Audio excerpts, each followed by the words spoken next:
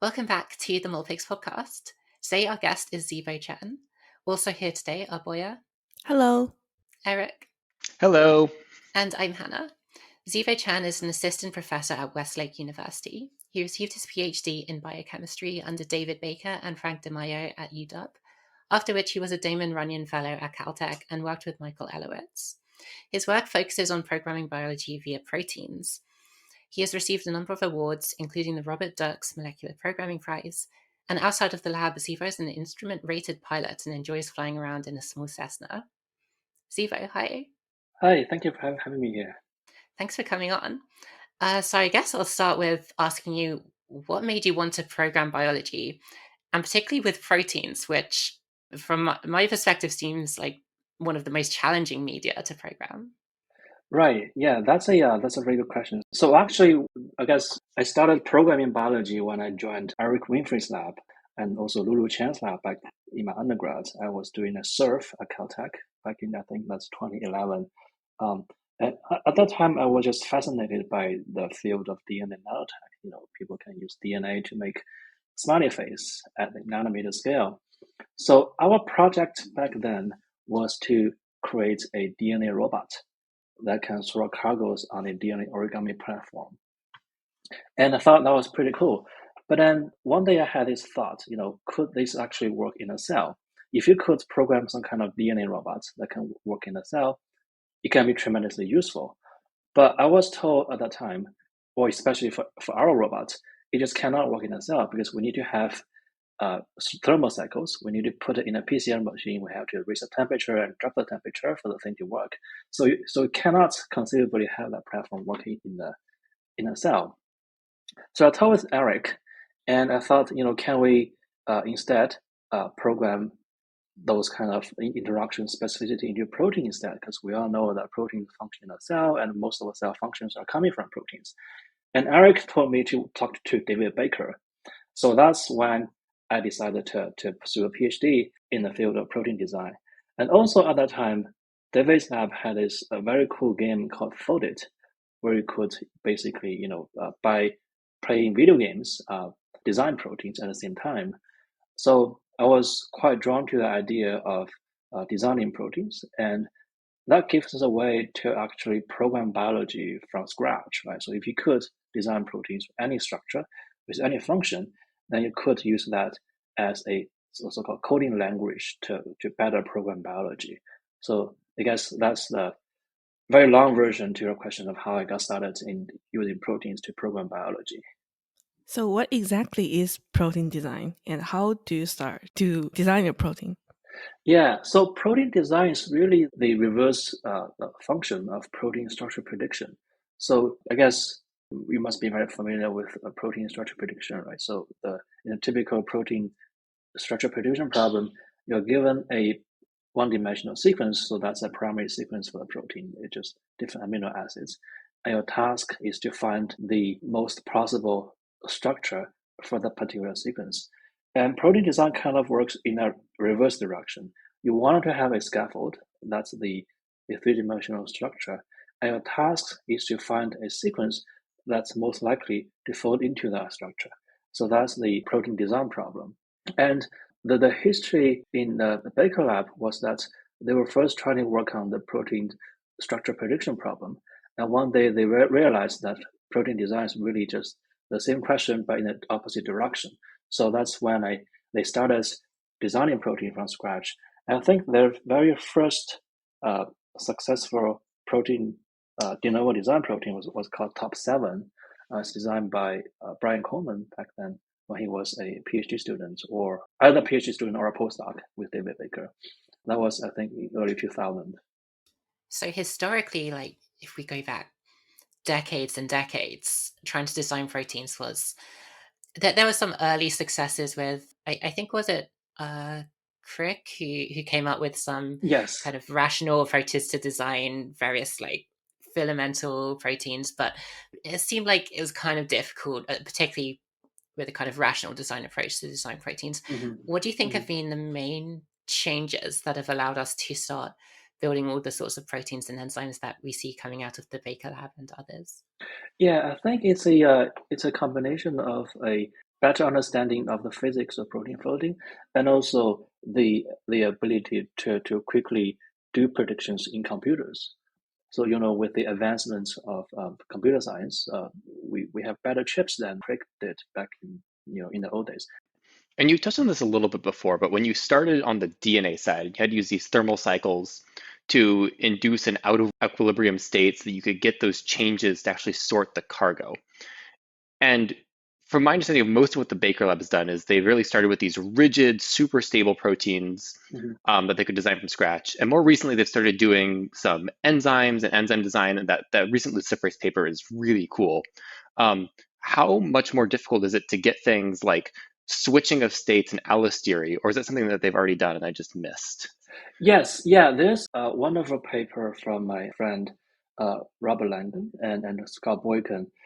It's called Locker. So the system is it's kind of like DNA strand displacement. You have a domain that is covered by a protein helix, and when you add a peptide that's what's so-called key protein, it has better complementarity to the covered region. So it's going to come in and kick out the thing that's originally covering that space. And the thing that's being kicked out can now interact with a different protein. So that's the attempt to design allostery-like function into proteins. And that paper, I think, was published back in 2019. I see, very cool. But like DNA strand displacement, then that has essentially, you're running isothermally, but you get a waste product out, right? You have these proteins that have now been activated. Whereas biology is kind of self-refreshing. I guess most of that's through transcription. And the idea here is you could hook this up to a cell, right? And get this continuously produced and run the cycle. Very cool. Yeah, exactly. Yeah, I have to say though, our understanding of protein-protein interaction is not as good as our understanding of DNA, the thermodynamics of DNA interactions. With the Santa Lucia model, people basically know what's the delta G of binding for different nucleotides, right? We don't have that thing yet for protein-protein interactions. Say, we have a sequence of, say, leucine or isoleucine and a opposite so-called maybe complementary sequence that's made of, serine or valine. What will be the delta G of binding for that two sequence? We don't really know. If we could have better understanding or better model of such systems, then we could perhaps conceivably design the protein version of strand displacement. So on that topic, it kind of feels like trying to predict protein-protein interactions is an incredibly complex task, but do you think we can break it down into some kind of local sequence type thing in the same way as we have for DNA, or is it still going to involve considering long-range interactions or other sorts of complicated interactions between chemical functional groups? Yeah. So that's actually so my PhD thesis was trying to partially answer that question. So I was working with this wonderful postdoc, Scott Boykin, and we were trying to design the protein version of DNA Watson-Crick base pairing. So our hypothesis back then was that, in DNA, the specificity of AT and GC base pairing was really mediated by hydrogen bonds. So if we could design protein hydrogen bonds, then perhaps those hydrogen bonds could be the specificity code for protein-protein interactions. Because normally you don't really find those polar but uncharged groups at the protein binding interface. In most cases, they're hydrophobic residues. Because hydrophobic residues give you binding affinity and they repel water and they like to basically bind to each other, right? So our hypothesis back then was if we could install those hydrogen bond network in those hydrophobic environments, then those interactions could possibly give you binding specificity. So Scott wrote this very useful protocol in Rosetta. So Rosetta is the software we use to design proteins that will allow you to systematically generate hydrogen bond networks. Then we have millions of designs in computers. We sort out the good designs and we test them out by expressing them in E. coli and try to solve the actual structure of those proteins. And to our surprise, there were several cases where we have the structure matching almost exactly with our model, even at the hydrogen bond network sites. So that gives the confidence that we could design those hydrogen bond networks with atomic accuracy. And so the next step was to see whether those local hydrogen bond network could actually give you binding specificity between different proteins. So we decided to design a set of the so-called heterodimers. So heterodimers are protein complexes where you have two monomers, but they have different sequences. And our task back then was to design a big set of mutually orthogonal heterodimers, meaning that, say, if you have 6 pairs, those 12 proteins, if you mix those 12 proteins in a single test tube, what you want to have ideally was to only have 6 designed pairs, but no other non-designed and non-specific interactions. And we collaborated with one of our collaborators, Vicky Wysocki. She was a native mass spectrometrist. So what it means is that different from conventional mass spectrometry, which denatures your protein when you try to detect the mass of a protein, native mass spectrometry allows you to detect protein complexes without denaturing the proteins. So that could give us information in terms of which two proteins are binding, right? Because we can just read out the mass, because you already have the sequence. So depending on whatever molecular weight you get from mass spectrometry, you could back calculate what sequences they come from. So that gives us a way to detect protein-protein interactions in their native state. So we did this very fun experiment with collaboration with the Wysocki lab. We mixed a set of 16 pairs of proteins. So it's 32 different monomers. Mix everything in test tube. We denature them so that they're now random coils. And we do dialysis to let them refold into the alpha helical structure. And while they refold, they're going to bind to either the correct binding partner or the incorrect binding partner. And we send the whole thing over for native mass spectrometry to detect what are the complexes that resulted from that denature and renature process. And to our surprise, the results are super clean. Out of these 32 by 32 interactions, we got almost 4 or 5 off-target interactions, and all other interactions are on target. So that is our first indication that these local hydrogen bond mediated interactions could give you DNA-like specificity in proteins. So is this the same kind of dimerization proteins that you later used when you worked in the Elowitz lab on the protein neural network system, where you had those dimers formed to activate the different species in the systems, or are those a different designed protein dimer? Yeah, so these are actually from the exact same set. Super cool. So I guess that like leads well into our next question of, you've kind of come at molecular design from the DNA perspective, then the single protein perspective, the protein dimer perspective, and finally to the interaction networks. How would you describe the difference in kind of design philosophy between those 3 different systems, or is it the same overarching theory of design, no matter which molecule or number of molecules you're working with? That's a very good question. Yes, so that's really what I've been experiencing. So I've been, looking back, I've been starting with DNA level design, and then to protein level design, and to currently cell design via protein networks.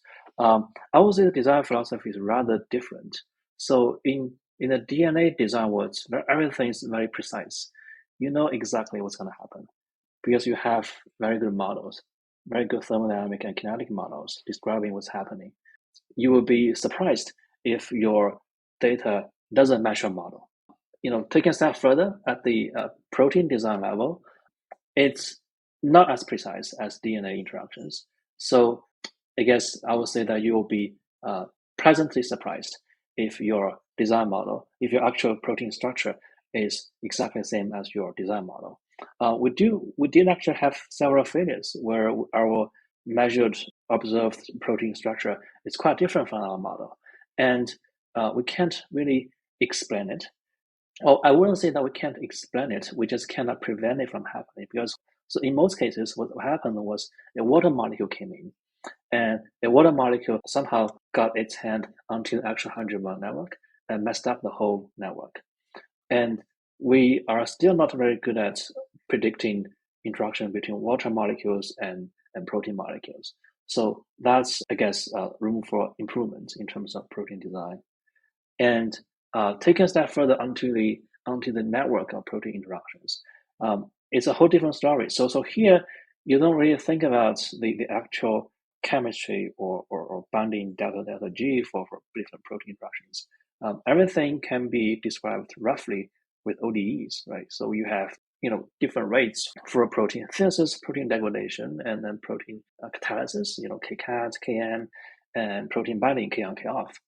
So those are things that you would use to describe your model, and perhaps to come up with different simulations for a system.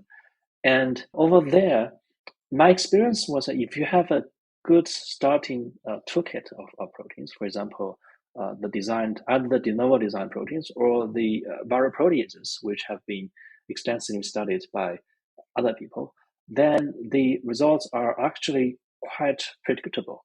And that's really our goal, is to make genetic biology as predictable and as programmable as possible. And the hope would be that one day you could perhaps design a circuit with the same accuracy as, for example, a design DNA origami, right? So you would have a experimental data that matches exactly with your mathematical model. That'll be the dream. Did those rate constants for the ODEs, are those kind of known a priori? Do you have to measure those for every experiment you do? Yeah, so in the neural network work that I did with Michael, those rate constants were previously already measured or taken from literature. For example, the protein synthesis rate and protein degradation rate, those were taken from other papers. But the K on and K off were already measured, and also Kcat, those were taken from literature. So when you mention kind of your hope for the future that we can design kind of protein circuits and related systems with the same confidence as for kind of DNA type systems, is it your opinion that when we're working in a cellular environment, we kind of can't get away from using proteins? Or do you think there might be some possibility that we can introduce kind of DNA-based circuits or similar and kind of leverage some of the work that's been done in that area? Yeah, I think we should really try very hard to combine the best of both worlds. With DNA circuits and also RNA circuits, so there are already RNA-based circuits in cells, and those appear to be quite predictable, right? And with protein circuits, it's not as predictable as DNA interactions, but like I said before, with the neural network, somehow they turn out to be rather predictable. And they have different advantages and disadvantages, right? With DNA circuits, they're very predictable, and also RNA circuits, they're very predictable. But you have to go through that transcription step to make it work. With protein circuits, and also with DNA circuits and also RNA circuits, you have to, especially with transcription-based circuits, you have to integrate the promoter into the genome. So inevitably, you are changing the host genome, right? And with protein circuits, if you could design the whole circuit as a mRNA, then you don't perturb the host genome anymore, because it can be transiently expressed in the cells and they can be cleared out very rapidly. So yeah, they have different advantages and disadvantages, and I agree. Combining them both would make it perhaps better. So you described that for your protein circuits, you would want it to work in cells. So I wonder if you imagine if there's any use for protein circuit that is for an in vitro environment, or is it mostly the goal is to be used in the cells?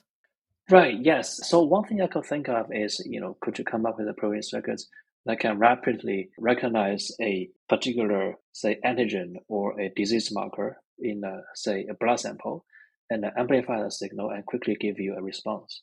So that would be one use case for a protein circuit. So for example, if you have a kinetically trapped protein circuit that can only be activated upon binding to a certain target antigen, then that would be a quick diagnostic tool for certain diseases, right? Right. And so do you imagine the protein interaction will have higher specificity or any advantage for that? Versus, say, RNA or DNA-based circuits? Right. Yeah, I would say protein circuits are, because the advantage would be that they're more stable. Because, with RNA circuits, RNAs are everywhere, right? They can degrade RNA. And with protein circuits, we could, especially with the help of protein design, we can design those super stable proteins. And in fact, those dimers that we produced back in the Baker lab, they don't even denature if you heat up to, say, 90 degrees Celsius. They are basically like rocks. They don't super stable. They don't denature. Why is that? And is that a good thing or a bad thing? Because nature seems to have proteins which denature very readily. Yeah, the reason is that whenever we design proteins, so Rosetta is really good at minimizing the energy of your design. So imagine this protein folding funnel, right? So most of our designs are really at the very bottom of the folding energy funnel. So that's why they're super stable. And the disadvantage of that is, like Erik said previously, especially with allosteric, if they are super stable, if they are rock-like, it's going to be very hard to have conformation change for those design proteins. So that would be one of the disadvantages of having super stable proteins. And you mentioned kind of using proteins kind of ex vivo or in vitro for like diagnostics. And you've also mentioned Locker. I believe that did the Baker Lab come up with a kind of Locker-based COVID diagnostic? Yes, exactly. Yeah. Where did that go? I know I saw some of the early work and it looked promising. Did that lead to anything? Right. I think they started a company. Alfredo was the first author on the paper. And I believe they have a company now trying to utilize Locker as a way to diagnosis, for example, COVID or other diseases. Yeah, that's super promising. I'm also curious about protein synthesis for probably in cell environment, the proteins can be synthesized by cellular components, but for in vitro applications, do you see there's any possibility or benefits to have some kind of commercial companies like IDT which synthesize DNA? Do you think it will be good or not necessary to have some company to synthesize protein from in a silico-based approach? You mean synthesizing protein from scratch, just like the way you synthesize DNA? Right. Yeah, that's a good question. I think it's gonna be super hard. So far, I think the record is it's 300 plus amino acids that people can synthesize de novo, but that's going through multiple purification steps. I'm referring to the chemical synthesis of protein from scratch. The easier way would be to design to come up with the plasmid that's encoding the protein sequence, and then have E. coli, pumping out those proteins by transforming the plasmid into E. coli, and then later on do purification. So that could be, from a commercial standpoint, it's going to be much cheaper than trying to come up with chemical synthesis of protein from scratch. Yeah, I think if I remember right, like the main time when it was necessary to do chemical protein synthesis was designing like chirally opposite proteins. But I guess in general, it's kind of not going to be as accurate or efficient as kind of using a ribosome. Right, exactly. Yeah. Yeah, and also if you specifically want to include modifications, back in my bachelor thesis, we were incorporating modifications into collagen strands, and we had to get little peptide synthesized. But it was, you go above 30 amino acids, and the peptide synthesis course starts to get mad at you. Yeah, exactly. Yeah. So anyway, one question I had is towards the end of your paper on the neural networks, you talk about integrating training into the neural network system. Because right now it was kind of one shot, the weights are set by the concentrations. Do you have any thoughts about how you'd actually implement backpropagation in a biological system? Or is this intrinsically a biocomputer hybrid system where the biology carries out the computation, but the training of the network can happen in silico either better, easier, faster than you ever could implement it at the biological scale? Yeah, right. That's exactly what we're trying to work out right now. What Erik, what you're describing is what we call the human in the loop design, where you have the mammalian cells carrying out neural network computation, and a human or a computer would take the difference between the actual outcome and the desired outcome, and do backprop. So that's possible to do, and that's, I think, much easier than trying to implement actual backprop or other kinds of learning in the cells exclusively on those protein or transcriptional or any kind of network. But I do think that the latter is more desirable if you could actually have the cells learn on their own, right? And actually, if you look at biology and if you look at evolution, cells really learn by it's not really learning. It's rather, I would say, it's selection. So, with mutations, right, cells will come up with different configurations for network and or different expression levels, different concentrations of the players, different proteins or different, RNA or DNA molecules. And that to me seems to be a much better way to implement learning. So that's learning via selection. So if you could come up with a million different configurations for your network and just let the selection pressure to give you the optimum set of weights, that would be, I would say, it's a form of parallel computation, right? So you have millions of different little cell computers with different setup for neural network working at the same time, and then somehow you end up having the optimal set of weights. So this makes a pretty good segue into what you're working on currently. Is this the current focus of your lab, or do you have other projects and other visions that you're also working towards as you start your new lab? Yes, so that's actually one thing. The thing I described just now was one thing we're working on right now. Is can you come up with a neural network that can be learned via selection? Because one thing we realized was it's really hard to implement backprop at the molecular level because you somehow has to take the derivative, and that's super hard. And the other direction that we are exploring right now is what kind of new behavior or what kind of different kinds of outcomes you'll get if you have those protein networks working in an artificial cell. Saying, what I mean here is that if you have a liposome that's encoding different components of the proteins, everything will be encapsulated in the artificial liposome. Could you come up with a much cleaner circuit?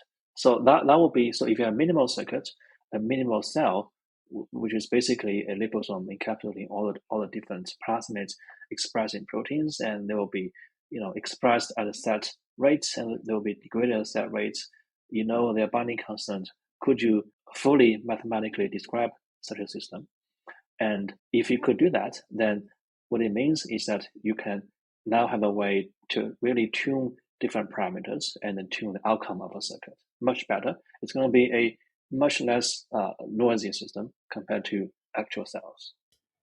I kind of want to go back to the neural network stuff. And it's at this point that I wish I knew a lot more about neurobiology. But my intuition would be that brains do not use backpropagation and that kind of our own neurons kind of use a more local approach. Are there maybe different approaches we could take than kind of the traditional learning algorithms from silicon-based artificial intelligence? And are there different algorithms we could use for a kind of protein-based neural network context? You mean different kinds of methods for learning? Yeah, which don't require kind of determining gradients or doing gradient descents. Yeah. So I was chatting with some of my colleagues the other day. There's this thing called adaptation in biology, right? So if you have a super stable system, meaning that if you perturb the system with a small perturbation or a big perturbation, it's gonna go back to its original state. I would call it perfect adaptation. So that's also, if you think about it, it's also a form of learning, right? Because you know your target, that's that's the stable state, and then no matter how you disrupt the system, it's always gonna go back to the original state. And I think that's worth exploring. If one could try to use that analogy. So Mustafa Hamash, his lab has been working on this perfect adaptation process, and they come up with a network motif called the antithetic control. So what they have there was that you have basically two different molecules that has mutual sequestration. And they show that through this process, you can have perfect adaptation. So if we could use some of their network motifs for the neural network computation, then one could conceivably have a different kind of I would say backprop-free way to do learning at the molecular level. This is going back to earlier topics. It's kind of remarkable just how often, at least from an outside perspective, the proteins you design with tooling like Rosetta come out as the design. Like I know you've mentioned a bunch of failures, but also it seems like more often than not, they come out with like angstrom precision. How accessible do you think the Rosetta toolchain is to people who haven't gone in to do kind of a PhD or postdoc in protein engineering? Like, when do you think is the time that someone who isn't an expert in protein design can kind of use this tooling to design an arbitrary protein according to an arbitrary specification. Yes, yeah, I think it's becoming much, much more accessible than, say, 10 years ago. So, if you dial clock back to 10 years ago, you have to learn how to code in Rosetta to do protein design. And now, if you follow this guy, Sergey Ovchinnikov on Twitter, he's a good friend of mine. He's a junior fellow at Harvard. He has so he has daily updates on his Twitter, and he's got those very fancy Google Colab notebooks, which allows anyone to design proteins on those Colabs. Just click a few buttons, and you come up with a protein design that can be tested. And so on that note of testing, I know that over the years of the Baker Lab, they really had to start out with massive high throughput experiments, and then you'd get a couple of hits of the actual correct structure. And in recent papers, I've seen that number going down and down and down and down, and how many they have to try before you get the desired structure or function or whatever. How long do you think it is until protein design hits the kind of DNA origami point where non-experts are using it because they need a platform for something else, and they can just kind of trust that it'll work if the design was good? Oh, I will say that you will always need some, well, unless people really solve the protein structure prediction problem, then you will always need to test your design before having any kind of application. I guess what I'm trying to say is that unless you are 100% sure that the sequence that you have would 100% fold onto the actual structure, and the only way for that to happen is that people have cracked the protein folding problem. Unless that happens, then you will always have to test, say, tens or even hundreds of designs to end up having a correct, desirable protein structure or a desirable protein function. Do you think it is possible to crack it 100%? Because I know that there are a bunch of proteins in nature that rely on, say, quantum chemistry for their form and function. So to what extent can we crack the protein folding problem without resorting to quantum chemistry simulations? That is something that I'm not an expert on. I mean, I'm cautiously optimistic that it's a solvable problem, but there are also papers claiming that this is in the language of computer science, is an NP-hard problem, so it cannot be solved in a polynomial time. I mean, I'm optimistic that we can solve it, but I'm not an expert to say that to assure you that we can solve it. Sure. And I guess also from a non-expert perspective, maybe the general problem is NP hard, but when we're designing particular proteins, maybe we can restrict to a domain space where it's a lot easier to solve. This reminds me of DNA circuits that sometimes we also need to try different sequences for some DNA circuit to work. And our understanding of DNA secondary structure is also limited, for example, on pseudoknot structure. So we don't need to fully understand it, but to a certain percentage, we can already do a sort of a lot of different things. So probably for protein circuit design, we also don't need to understand to 100%. Maybe a certain percentage will be enough. Right. Yeah, totally. Do you ever miss the DNA design world where it's kind of more predictable, a bit easier, or do you enjoy the challenge of protein design? I kind of like, there's a saying that the grass is always greener on the other side. When I was chatting with people from the DNA origami field, people always say that, since the things you're doing are so cool because they are so functional. And I'll always tell them that, the things you guys are doing are so cool because they are so predictable. And my efforts was trying to make the system both functional and predictable. And that's why we're, having this lab that's working on protein circuitry.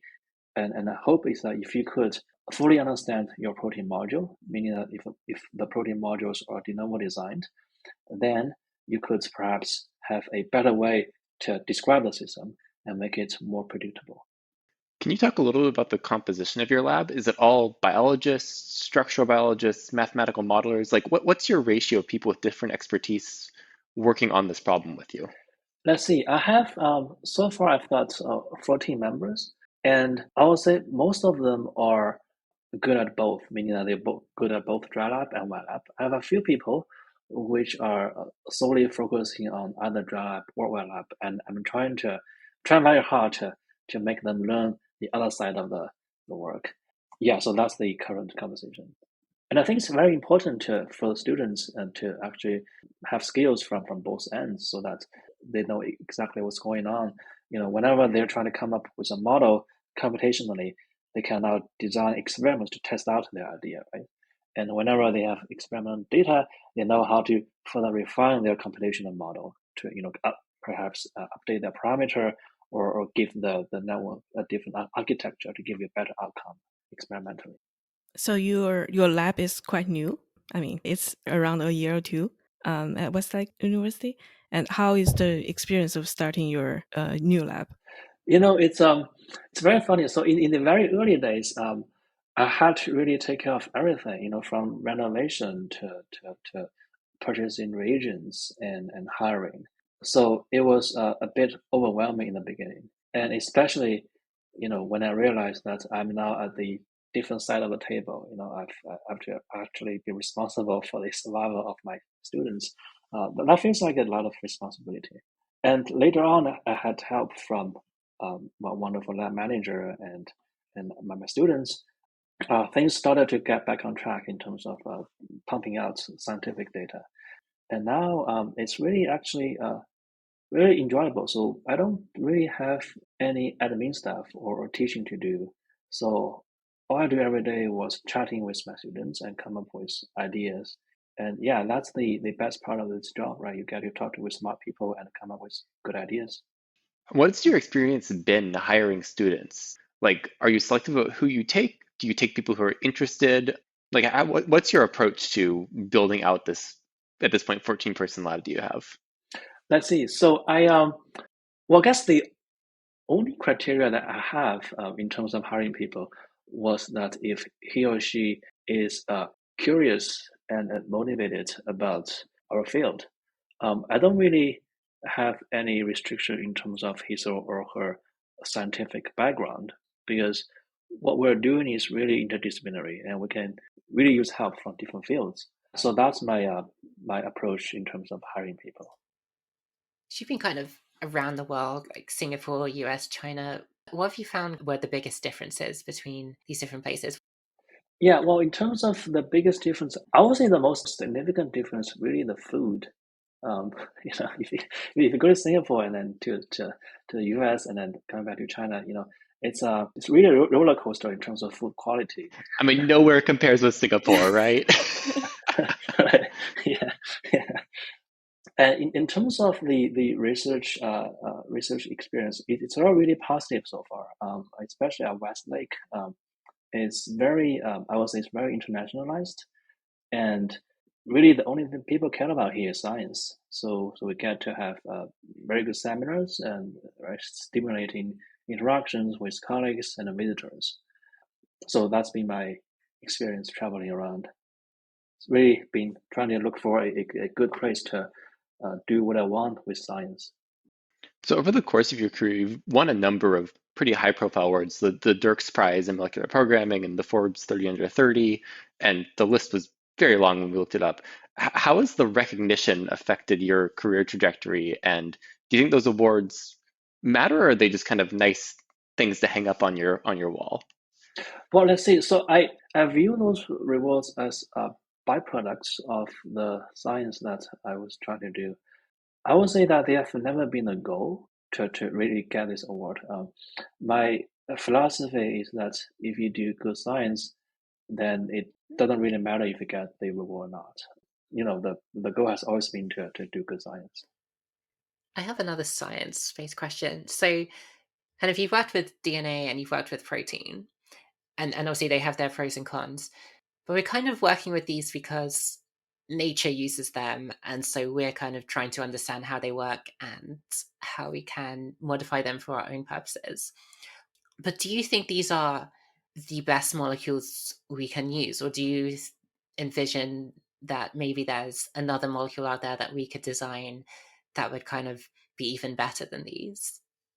Ah, I see. Well, so that's People are working on different polymers, but I'm not really familiar with that field. I know people are trying very hard to work on, DNA protein hybrids. For example, Hendrik Dees, they are trying to use proteins that can bind to DNA to have a structured, fully defined protein DNA complex origami thing. And yeah, I think the work that is very interesting because you do get the best of both worlds, right? You get the programmability of DNA interactions, and you also get the stability of proteins, and also functional proteins. But in terms of the circuit design, I'm having a very hard time envisioning perhaps a new kind of polymer that would work in a cell and perhaps would work at the level of a circuit. Because the advantage of having, those biological molecules, for example, DNA or protein, is that they are genetically encodable. So you can mass produce them very cheaply, and they can be propagated from one generation to the next. So let's talk about the kind of fun elephant in the room. As Hannah mentioned in the introduction, you fly planes. Can you tell us a little bit about like where you learned to do that and like your favorite places you've flown? Oh, let's see. So I learned to fly at Caltech. So Caltech had this wonderful flying club. And so the long version of the story was that I've always wanted to become an astronaut. But I got nearsighted, and that automatically disqualifies me from becoming an astronaut. And then I guess the backup plan would be to become a pilot. So when I came to Caltech for postdoc, I learned that there's this flying club, so I joined. And the unfortunate thing was that COVID hit pretty much 1 or 2 months after I began training. And thing got delayed quite a bit. And then I finally got my license, I think back in 2020, yes. So yeah, in terms of the fun places I've been to the Grand Canyon, and I have to tell you that the view is actually quite rather different if you go there by car. And I've been to the Catalina Island, and landing there is actually rather challenging because the airport is sitting on top of a cliff. So if you mess up, you would dive into the ocean.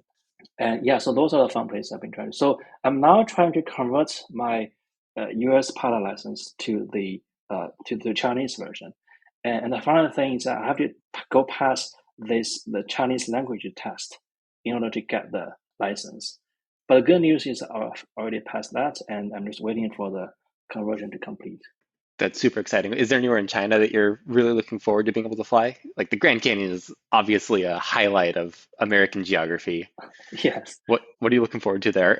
So I've not really looked into that yet because from what I've learned, general aviation in China is rather restricted. So, flying in the US is, it's land of free, right? So you can go pretty much wherever you want, different course, different altitude. But flying in China, the problem is that you have to fly at this certain course at this certain altitude. So you cannot really choose a destination. But the good news is that there are local flying clubs that have their custom flying path approved, and some of the flying path go through some of the scenery spots. So I'm looking into that. Super cool. Thanks for sharing that. So in the US, when you want to fly, do you need to apply for permission at first? No, you literally just hop in the plane and go. So there's no, like, if you want to land in the airport, how to deal with the conflict with other planes? Oh, right. Yes. So I once landed in LAX with my instructor. So landing over a busy international airport can be tricky because you have to get approval from the air traffic control. But if you want to go to a local airport, for example, El Monte, that's the airport that I fly out. You just go and you just talk with the tower guy on the frequency, and if the airport is not too busy, you just go and land. Cool. So as we get close to our, time limit here on the podcast, we always like to ask people about their future vision for molecular programming. Like, where do you see us going in 15 years from now? Are we going to have these in-cell diagnostics based on neural networks? Where are we going to get? Yes, that's a very good question.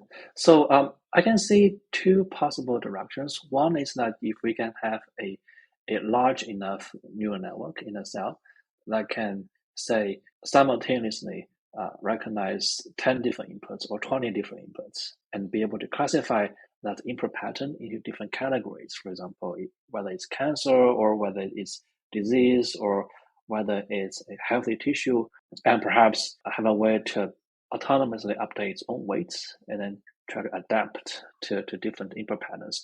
So that would be one possible direction. And the other, which I think is also interesting, is can we come up with artificial cells where it will allow us to modularly put different components into the cell so that the cell will be a predictable, its own little compartment that's carrying out its chemical reaction networks in a very predictable way. That's an exciting note for the future. Thank you so much for joining us, Zibo. Stay tuned to our newsletter or Slack for details on our next podcast episodes, and thanks for listening.